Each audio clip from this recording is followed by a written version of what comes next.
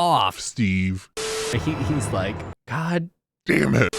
Hello and welcome to Cinevibe. Today we're going to be watching X-Men 97, episode 7 of season 1, Bright Eyes. Now, full transparency, I lost all my footage for my original binge reactions to episodes 5 through 9, so this is not a true first time watch. This is like a rewatch reaction, so it'll have a different energy. I hope you still give it a chance if you enjoy, I don't know, like watching other people experience things. Instead of shock and awe, this will be more like retrospective. Like, oh yeah, I really liked when they did that. Oh yeah. Oh, well, I don't know how I felt about that. Oh, that comes up again. Oh, that makes sense now. Like different energy. Anyway, enough of my ramblings. Let's just get into it. He'd need a master mold factory to build new Sentinels, and you X-Men destroyed the only one years ago. The lies! Okay, I'm definitely gonna be turning red during this episode because I have finished all my caffeine. I didn't have a lot of thoughts. I mean, the recap was nice, but, you know, we're ready to get back to the Sentinel storyline, the aftermath of Genosha. Storm figured her shit out. Now she's ready to get back in action. So let's get back to the main storyline.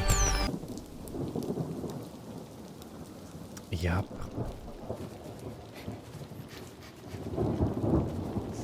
Oh, and some of Gambit's old friends came, and I love how Nightcrawler is officiating the funeral ceremony.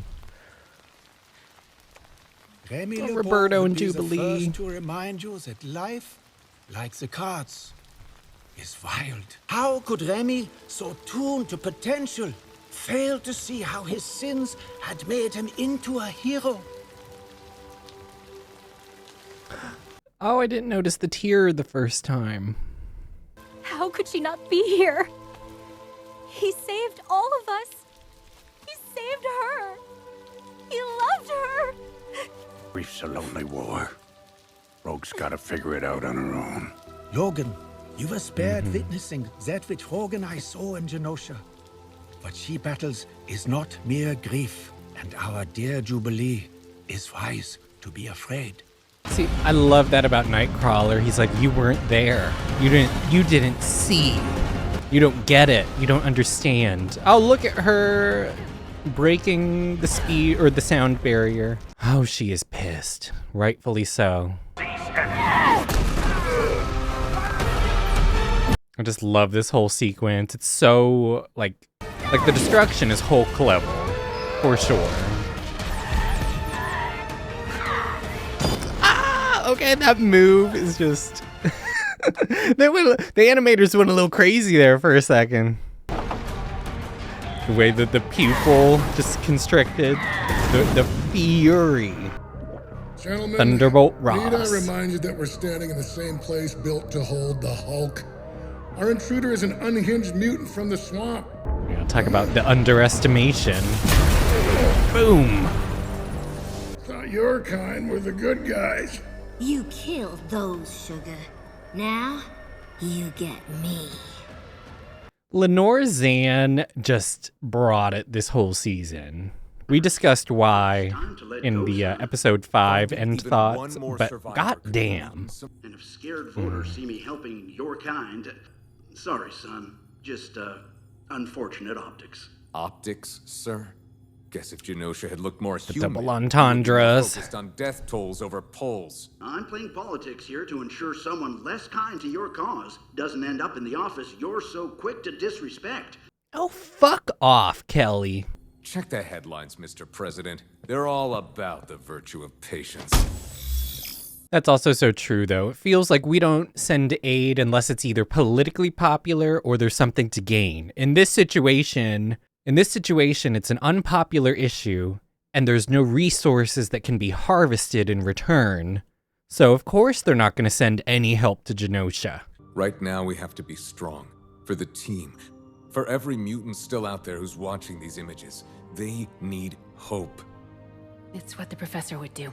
I'm so over the professor, too. I feel like Nightcrawler is the only one who actually has good wisdom monologues. The professor, it's like, you fail, and you fail, and you fail, and you fail. Nightcrawler's the one who actually changes hearts and inspires people to be better. You will always find in this people show, who at are least. helping. The ever affable Mr. Rogers. Teams haven't risked clearing the Citadel. Too We do unstable. love Mr. Rogers. Gene and I can handle it. A universal The rest of you go show symbol of humanity that good. The X-Men are here to stay. When you actually see one fresh off the belt, a survivor is the last thing I'd want to be. Oh, the survivor's Dr. guilt is McCoy. a real phenomenon. Hank, Fuck off, Trish. Oh my god. I'm so sorry. I'm heartened to know that it is you who will bear witness to what happened in Genosha. The death of the dream. Walk with me. Would you like that? Please. Yep. Boom! I love how she was ready to throw down. Please. Where's Henry Gyrick? He was moved out. Yeah, he had to say please, because he knows he can't Genosha take wasn't her. just a mutant tragedy. It shames us all.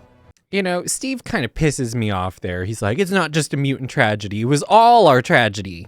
Fuck off, Steve. Like you, I'm hoping to use Gyrick to get our hands on Bolivar Trask. He built the Sentinels. He's the natural first suspect for that master mold in Genosha. Looks like they skipped town before you got here. Almost like they knew someone was on the hunt for Gyrick. Oh, Yeah, Rogue, that one is on you. Gotta admit. to these folks. Gotta do this by the book, Rogue.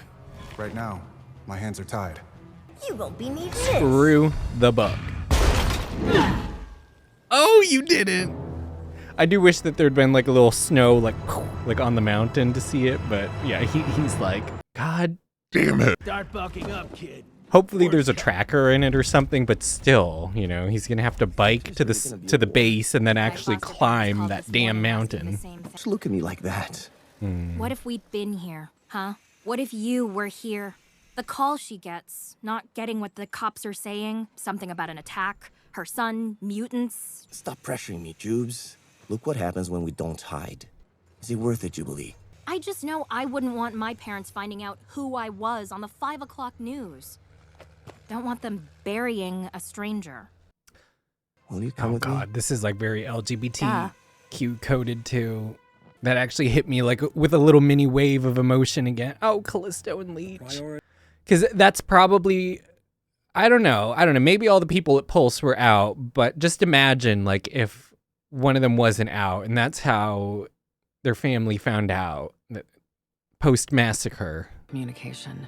Normal devastating. people won't accept mutants if they feel threatened. That fear is the whole issue. Perhaps the professor's vision for the future was too nearsighted. Oh, look at that character crying. That is the issue. As was your reporting outside my home while my friends were dying. Now forgive me. I dare not waste any more of your tolerance, Miss Tilby. Yeah, Trish, you really overstepped here. I mean, you're on a fresh massacre site telling them how you know, like you have to navigate the world to prevent this from happening. Very insensitive, Miss Trish. This reminds me of Corey Richins Googling rich people prisons. This is her dream. Bolivar Trask is. What's OZT anyway? Let's just say you freaks aren't the only ones making friends in high places. Tell Summers his wife's cute psychic probes won't work this time. Honey, this ain't that sort of probe. Oh, Rogue. He's still resisting, though. Fighting me!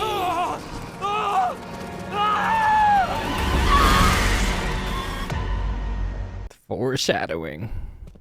Psychic echoes. This much death can stain a place. So many last thoughts, unfulfilled dreams, cycling on repeat. So many futures lost. Gosh. Imagine how traumatic psychic powers would be in situations like this. It feels different this time. Different than when I died in that shuttle crash, or when I sacrificed myself to the sun, or Dark Phoenix. Yet, you always came back. One of us did. Oh, she said one of us did. Either Madeline or Jean, who knows? Jean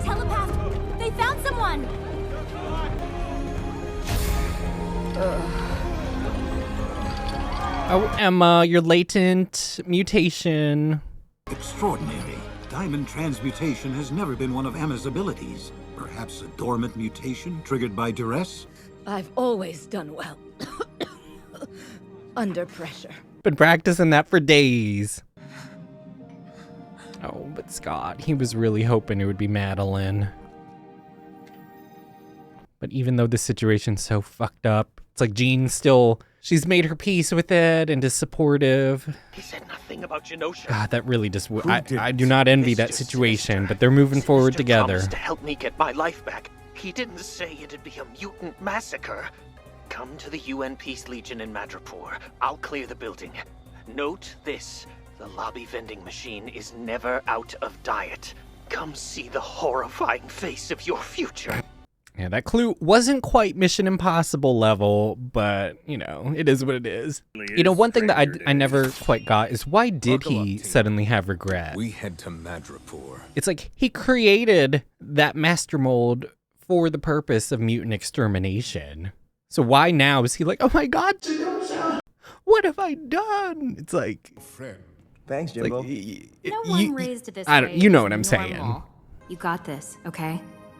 We go in, charm with small talk, and... I'm a mutant. Or that. Just rip the Band-Aid off. This is such a relief. Oh, she chugged that damn glass. 4 of our homes have caught fire mysteriously since you turned 16. You knew. Why didn't you say anything? Your father and I agreed. It was your secret to tell. A mother knows, Roberto.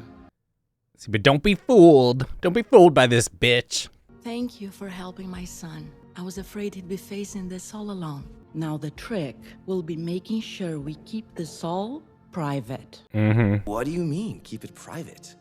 Honey, shareholders are rattled by anything mutant related. They can't know we have a mutant in the family. See, this does happen in real life. Okay, like I accept it for what it is, but like we have a reputation to maintain. If they knew that we had a gay son or that you were dating someone of another race, like that could be bad.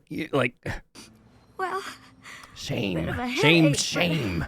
but I'll live. Oh.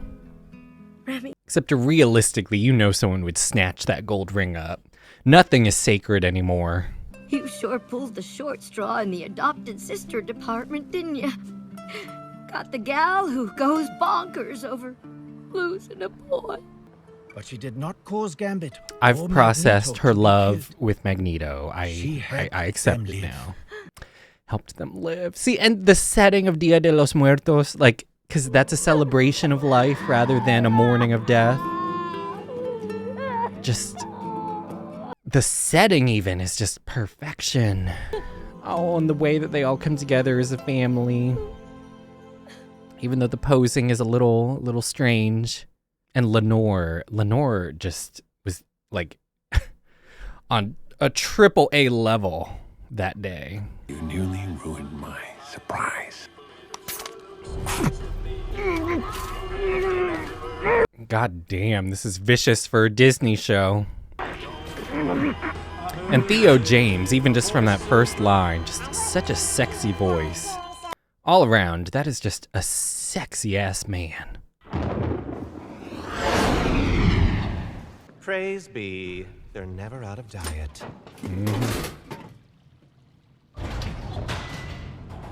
Uber secret break room behind a busted vending machine. A game, bad guy. A game. Except Diet Coca-Cola is actually very... I love that. That reminds me of the Archer elevator episode. I wonder if any of the creatives behind the show are Archer fans, because I have felt some loose inspiration here and there. In some of the comedy, at least. Since when did the United Nations house classified cybernetics facilities? OZT. OZT? Not ringing any bells from my spy days. Maybe we ask poor man's Oppenheimer before he... Oh. Now I am become dead. I wonder if they made the Oppenheimer references before they knew that Oppenheimer the movie was going to be like huge. You know what I mean? I wonder how far in advance that was planned. Some group that rose from the ashes of my old Sentinel program. While you X-Men have been holding hands with mankind, they've been placing dominoes. He's building a new type of Sentinel. Worse than what we saw in Genosha. The technology in these cases is light years ahead of ours today. But I won't let him make me any more of a monster than he already has. It's a little too late, Easy, honey. boy. What else can you tell us? Anything helps. I'm sorry. I have nothing. I mean, I'm sugar. Oh, Rogue. No love lost.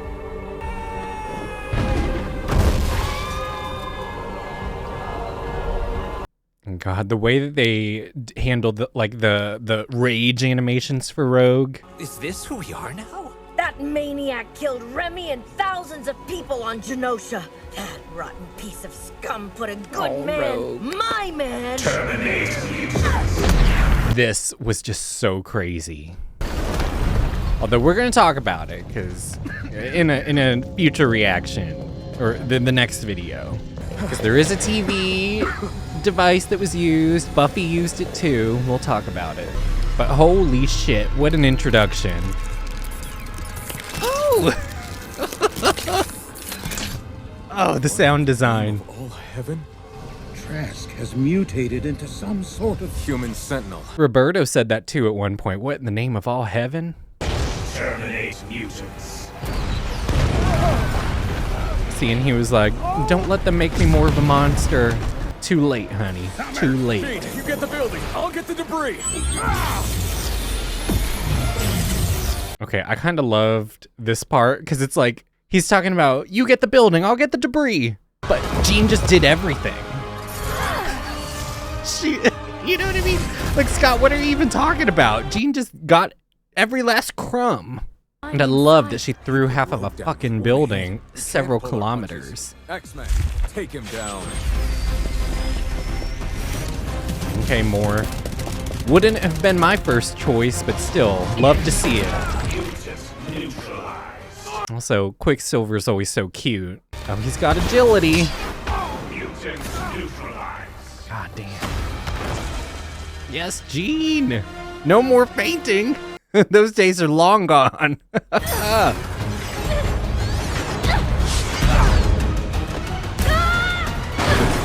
Well, at least you didn't go down just from lifting a rock. That's still a win. Do you remember what my inferior form asked you in the Sahara? Tell me, orphan, how does it feel to be abandoned by the future?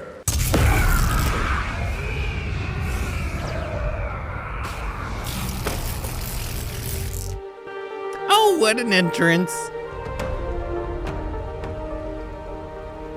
Electromagnetic cluster grenades are the quickest way to take these suckers down. I just love the grit in his voice. All along. It can't be. Get out of my brain. You're not her. Oh my God. Nathan. Let's skip the reunion, Dad. You should have waited until rollout and overwhelmed them. You and the villains of old have been failing since '92 to squash these pests. You were one of those villains once. Yet unlike the rest of you, I evolved. You know, he's right, but Sinister is also kind of right. As far as if you were talking about like a strategic victory, you know, like a decisive strategic victory. Killed Xavier. Our merry band of muties have been selling the world a very big lie. Oh, he loves this song. Well, I saw the thing coming out of the sky. Okay, this honestly kind of was one of the least surprising things on this entire show, because it's like, of course they wouldn't do away with Magneto. You were born for this. Okay. So episode 7 ends with the reveal of the true big bad of season 1 of of X-Men 97, Sebastian, or Bastion. it becomes clear later in the season just how Magneto could have survived that circumstance in episode 5, because Bastian has some abilities that really would have allowed him to shuffle Magneto out of there in the blink of an eye, just in the nick of time to avoid true annihilation. But so far, the slow build up, I mean, the show's at a quick pace, but a lot of these reveals feel like they're happening, at a good organic pace. So far it's been creme de la creme, but like in a lot of shows, Bastian, he goes from being this cool puppeteer behind the scenes to just out of control. So we will get there and build up to that, but for right now, even having rewatched this episode now, this show does such a good job of balancing the emotions, the interpersonal dynamics, the struggles, the failures with moving like an overarching story forward. Although I'll just talk about it now because this show is old news, and if you're watching these videos, then I'm sure that you've already seen the show. One of the issues that many TV shows do is they introduce some sort of unstoppable super enemy, super nemesis type character. Not a big bad, but like some sort of, like in Buffy, it was the super vamps or the uber vamps. One of them almost killed Buffy like 2 times until she finally just barely overcame it with wit and strategy. There's no way she was going to be able to do it just with brute force like she can with regular vampires and many lesser demons, just sort of whipping them around. But then by the end, there are hordes of uber vamps, and the slayers, once they're activated, they can all just like take out dozens at a time before they succumb. It's sort of a necessary evil in a lot of these shows that have supernatural or sci-fi elements. I think though this show does a good job because we're gonna get into it. The Prime Sentinels, they never feel like they've lost all of their formidableness, if that's a word. And so that's important. The fact that it's like, now I know I said I wanted to talk about it, but now I don't want to give away too much. So let's just get into episode 8, which is the start of the 3-episode conclusion to this saga. See you there.